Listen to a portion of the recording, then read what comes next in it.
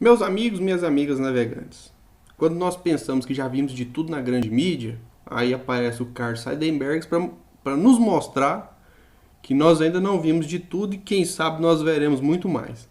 Ele fez um comentário que nós vamos reproduzir aqui agora, que lança vários questionamentos. Quer dizer, ele fala que o governo grego tá vivendo um momento de fracasso, só que ele conseguiu fazer com que as pessoas dissessem o não é? Que ele fez campanha. Vamos acompanhar o comentário aqui para o amigo navegante tirar as conclusões.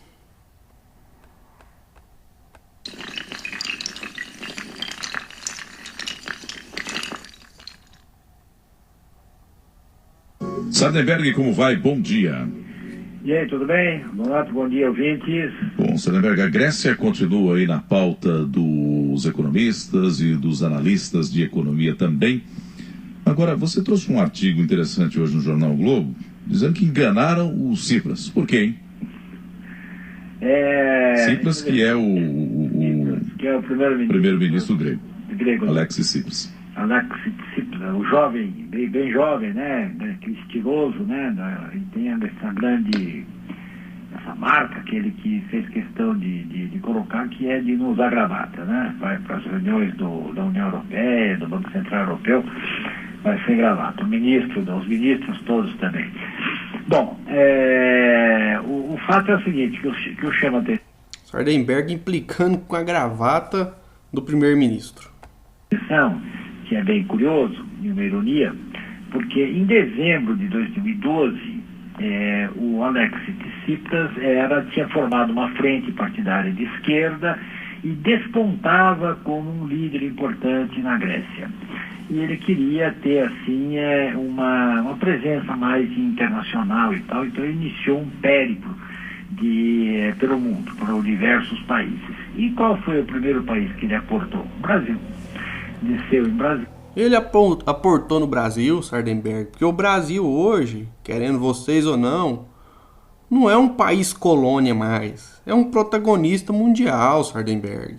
Por favor, não vamos menosprezar o nosso Brasil. Se você não gosta do atual governo, nós também temos as nossas críticas em relação ao atual governo, mas pelo menos respeite o que é o Brasil hoje no cenário internacional, senhor Seidenberg.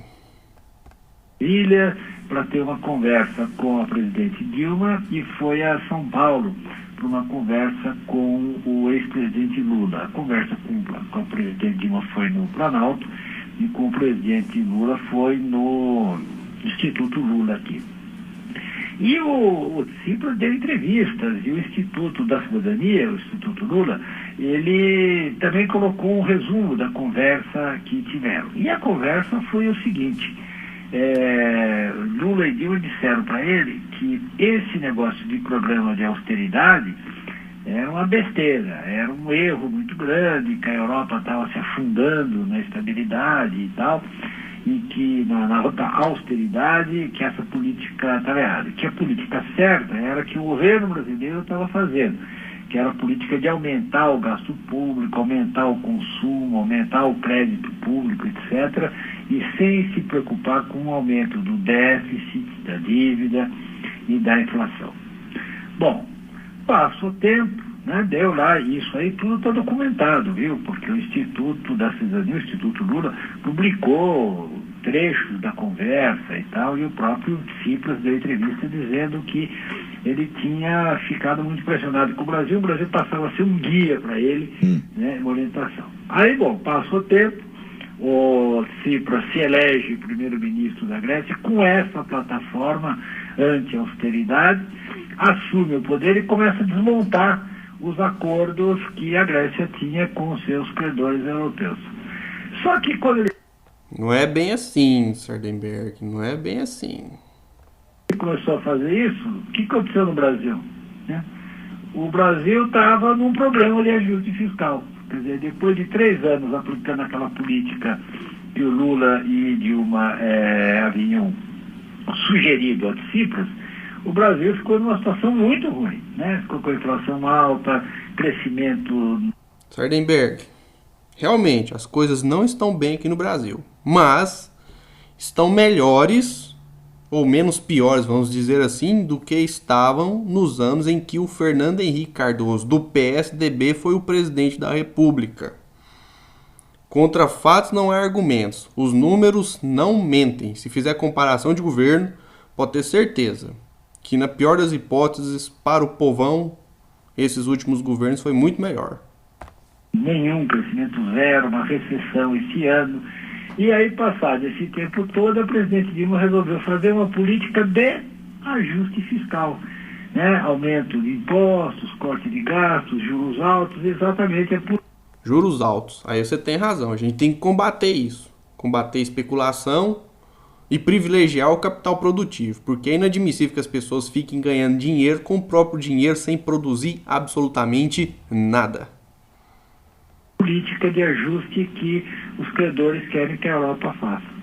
Quer dizer, quando o Tsipras começou a aplicar os conselhos recebidos da presidente Dilma, a presidente Dilma estava fazendo uma política completamente diferente, tinha mudado.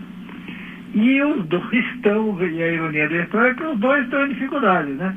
Quer dizer, a política da Dilma não deu certo e ela está fazendo um ajuste, e o Alexis Tsipras foi adotar essa história da linha anti-austeridade e ficou numa situação muito ruim, né? Que é a situação...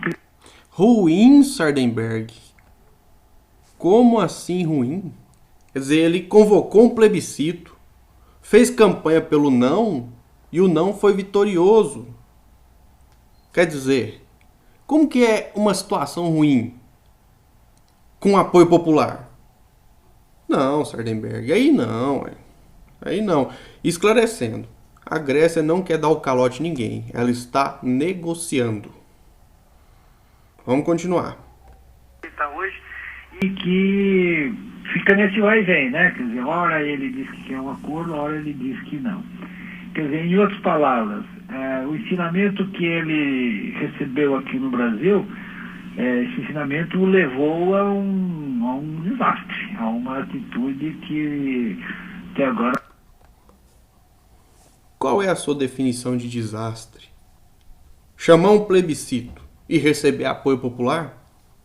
Isso dá força para que seja possível uma negociação. Quando você traz o povo para o centro das decisões, você não pode considerar que isso seja um desastre, a menos que você ache que o povo não deve opinar em absolutamente nada e deixar as decisões somente nas mãos de poucos engravatados, né, dentro dos seus escritórios, dentro dos seus gabinetes com ar-condicionados e cercados de segurança. Não é assim, Sardenberg. Continuando. Não deu em nada. Por isso que ele tem que consultar mais de uma fonte, né? Agora é melhor... Bom, o que ele tem que fazer... Agora não tem jeito, né? Não, agora ele tem que telefonar para Dilma e dizer, pô, caramba, né? Ligar para o presidente Dilma e dizer, pô, caramba, como é que é? Aí você... Não, Sardenberg, ele está negociando lá. Ele só não quer que o povo pague um preço muito alto para poder receber essa, entre aspas, ajuda. Né? E se lembre também que a Alemanha, né, fez algo semelhante. Né? Já que a Alemanha é um símbolo aí de austeridade, de política fiscal, né, defendida aí por muitos. Vamos continuar. Você me fala que a política de austeridade é um desastre. Eu venho aqui, aplico isso. Quando eu olho para o Brasil está fazendo uma política de austeridade. Aliás, o pessoal lá da Europa pode até jogar isso na cara dele, né? Dizer, pode usar. O pessoal da Europa, Sardenberg, lá os gregos, eles estão preocupados em recuperar o emprego, recuperar a renda. As condições daquele povo não estão boas. Quer dizer, alguém está tentando fazer alguma coisa.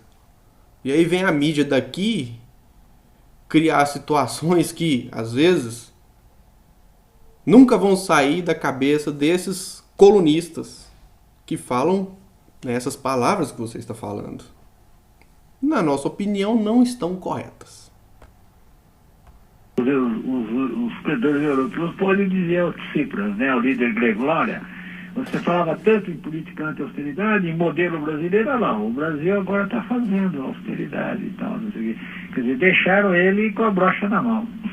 Vamos ver como é que sai dessa agora, tá difícil. A situação é muito complicada, porque a impressão que dá é que o primeiro-ministro da Grécia percebeu que fez um erro. Né? E a situação... Será que percebeu, Sardenberg? Será que ele tá achando que cometeu um erro mesmo? Tem gente que só acompanha vocês. E vocês têm a coragem de fazer isso com as pessoas que lhes acompanham? Não pode fazer isso. Pode puxar pro lado que você acredita, não tem problema não. Mas ficar omitindo informação das pessoas? Da população tornou-se muito ruim com esse negócio de dinheiro preso no banco, bancos fechados, limite de saque, né?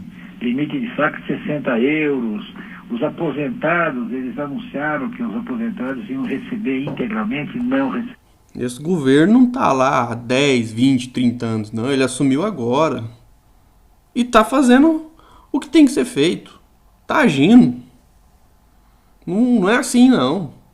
Receberam menos da metade do que tinham para receber. A Grécia vive de turismo e o turismo é obviamente prejudicado nessa situação. Muita gente que estava pensando em ir para a Grécia desiste, dada essa circunstância. Então, a situação criada é muito ruim. Né? A situação criada já é muito ruim. Quer dizer, mesmo com o euro e mesmo dentro ainda da União Europeia, a situação é muito ruim para a população. E fica parecendo claro que se sair do euro, aí vai ser pior ainda, né? Porque a nova moeda será uma moeda enfraquecida, desvalorizada e tal. Cuidado, Sardenberg, você está fazendo previsões aí, ué. Não pode fazer previsões assim não. Parece que você já andou errando algumas. Bom, o certo é que... a impressão que está é exatamente...